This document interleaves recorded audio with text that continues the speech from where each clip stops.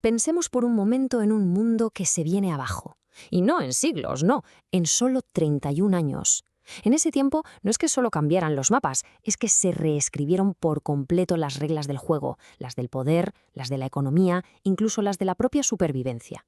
Pues bien, hoy nos metemos de lleno en esa época, la era de las grandes crisis. Mira, hay un nombre que lo clava, el que le dio el historiador Eric Hobsbawm, la era de la catástrofe. Y es que es perfecto, ¿verdad? Porque no hay una palabra mejor para describir cómo esas 3 décadas simplemente demolieron todo. Todos los cimientos de la civilización que se conocía hasta entonces, ¡pum!, por los aires. Vale, ¿y cómo entendemos esta caída en picado? Bueno, pues lo vamos a hacer en 5 pasos. Primero, vamos a ponerle nombre a la catástrofe, a ver qué fue exactamente. Después nos fijaremos en las secuelas de la Gran Guerra, cómo esas heridas abiertas dieron paso a ideas muy radicales.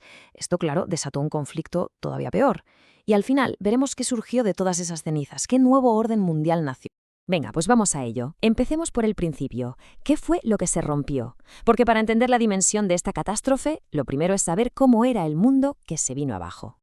A ver, que quede claro, esto no fue una simple mala racha, una serie de eventos desafortunados y ya, no. Lo que define esta era es el colapso, el derrumbe total de un sistema global que la gente creía que era para siempre, el mundo del liberalismo, de los imperios europeos, del capitalismo de dejar hacer. Todo eso, de repente, se hizo añicos. Y lo más interesante es que la catástrofe no fue una cosa sola. Fue, literalmente, una tormenta perfecta. Una que se apoyaba en 3 pilares, que además se alimentaban unos a otros sin parar. ¿Cuáles? Las guerras mundiales, la Revolución Rusa y el auge de los totalitarismos. Una combinación explosiva. Pues vamos a analizar el primer pilar, la Gran Guerra, la Primera Guerra Mundial. Ojo que no fue una guerra más, ni mucho menos. Fue la chispa que prendió la mecha de un polvorín que llevaba tiempo acumulándose. Y claro, lo que dejó fue un mundo hecho trizas, el escenario perfecto para lo que iba a venir después. Fijaos en esta cronología. Es que es un efecto dominó brutal, implacable. Una crisis golpea y antes de que el mundo pueda ni siquiera tomar aire para levantarse, ¡zas!, llega la siguiente, y luego otra. Es una espiral de inestabilidad constante que se lo lleva todo por delante. Y aquí es donde las reglas del juego cambian para siempre. La guerra ya no es algo que pasa lejos, en un campo de batalla con soldados. No.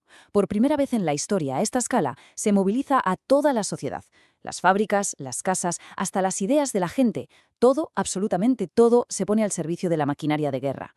La línea que separaba el frente de la retaguardia simplemente se borró. Y cuando por fin acaba la guerra, llega el famoso Tratado de Versalles. Pero de paz duradera, nada de nada. Más bien todo lo contrario. Las condiciones que se le imponen a Alemania son tan duras que lo único que consiguen es crear un caldo de cultivo perfecto para el odio, el resentimiento y las ganas de revancha. Fue en la práctica la incubadora de la siguiente guerra. Es que la cadena es clarísima, mirad. Paso 1. Las condiciones humillantes de Versalles. Paso 2. Esto provoca una crisis económica brutal. Paso 3. Esa crisis le abre la puerta de par en par a los totalitarismos, que llegan prometiendo soluciones mágicas. ¿Y el resultado final cuál es? Una Segunda Guerra Mundial. Era casi inevitable. Bien, ahora vamos a meternos de lleno en la olla a presión que fueron los años de entreguerras. Un periodo de una incertidumbre tremenda, de probar cosas nuevas, pero sobre todo de una radicalización política como no se había visto nunca. Y si tuviéramos que ponerle una fecha al momento exacto en que el viejo sistema hizo crack, sería esta, 1929, el día en que el motor del mundo, el capitalismo liberal, gripó y se paró en seco. El famoso crack de Wall Street, el inicio de la Gran Depresión. Pero ojo, porque este colapso no solo se llevó por delante el dinero de la gente, hizo algo peor, destruyó la fe en todo un sistema, dejó un vacío gigantesco de poder y de ideas. Y en ese hueco, claro, estalló una lucha a muerte, una batalla entre 3 proyectos sobre cómo debía ser el futuro, el liberalismo que se tambaleaba, el comunismo que emergía y el fascismo que prometía orden a cualquier precio. Y no, esta no fue una pelea de salón, fue una lucha real, en la calle y muy violenta.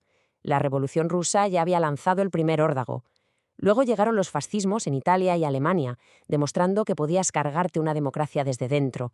Y la Guerra Civil Española, bueno, eso fue el ensayo general con todo, la prueba de armamento y tácticas para la gran guerra que ya se olía en el ambiente. El viejo orden estaba siendo demolido, ladrillo a ladrillo.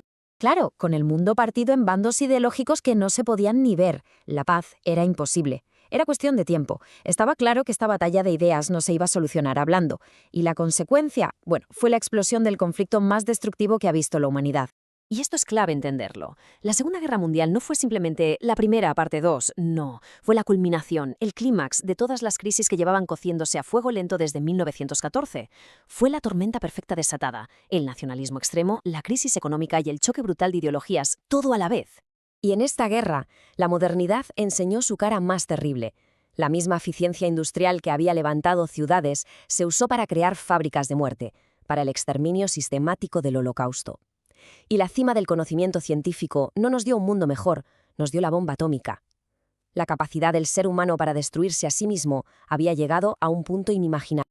Y el resultado en el mapa del poder mundial fue un auténtico terremoto.